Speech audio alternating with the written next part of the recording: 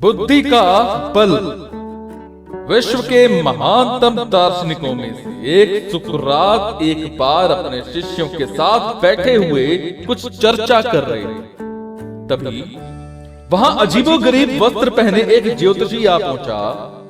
वो सबका ध्यान अपनी ओर आकर्षित करते हुए बोला, मैं ज्ञानी, मैं किसी का चेहरा देखकर उसका चरित्र बता सकता हूं। बताओ, तुम में से कौन मेरी इस विद्या को परखना चाहे?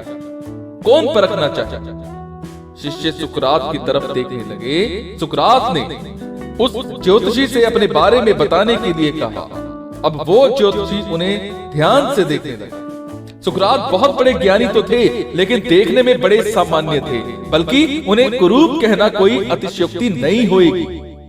ज्योतिषी उन्हें कुछ देर निहारने के बाद बोला, तुम्हारे चेहरे की बनावट बताती है कि तुम सत्ता के विरोधी हो। तुम्हारे अंदर द्रोह करने की भावना प्रबल है। तुम्हारी आंखों के बीच पड़ी सिकुड़न तुम्हारे अत्यंत क्रोधी होने का प्रमाण देती है। ज्योतिषी ने अभी इतना ही कहा था कि वहां बैठे शिष्य अपने गुरु के बारे में ये बातें सुनकर गुस्से में आ गए और उस ज्योतिषी को तुरंत वहां से जाने के लिए कहा।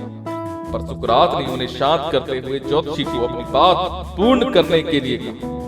ज्योतिषी बोला, तुम्हारा बेडौल सिर और माथे से पता चलता है तुम एक लालची ज्योतिषी हो, और तुम्हारी ठुड्डी की बनावट तुम्हारे सनकी होने की तरफ इशारा कर रही है।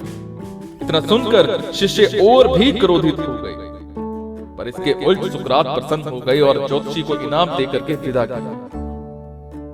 शिष्य सुकरात के इस व्यवहार से आश्चर्य में पड़ गए और उनसे पूछा, गुरुजी, आपने उस ज्योतिषी को इनाम क्यों दिया, जबकि उसने जो कुछ भी कहा वो सब गलत है?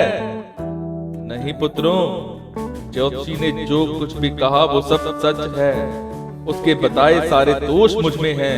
मुझे लालच है, क्रोध है, और उसने जो कुछ भी कहा वो सब है।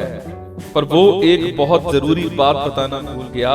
उसने सिर्फ बाहरी चीजें देखी, पर मेरे अंदर के विवेक को नहीं आ पाया, जिसके बल पर मैं इन सारी बुराइयों को अपने वश में किए रहता हूं।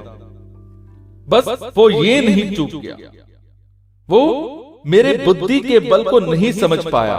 सुकरात ने अपनी बात पूर्ण की। मित्रों, ये प्रेरक प्रसंग बताता है कि बड़े से बड़े इंसान में भी कमियां हो सकती हैं, पर अगर हम अपनी बुद्धि का प्रयोग करें तो सुकरात की तरह ही उन कमियों से पार पा सकते हैं।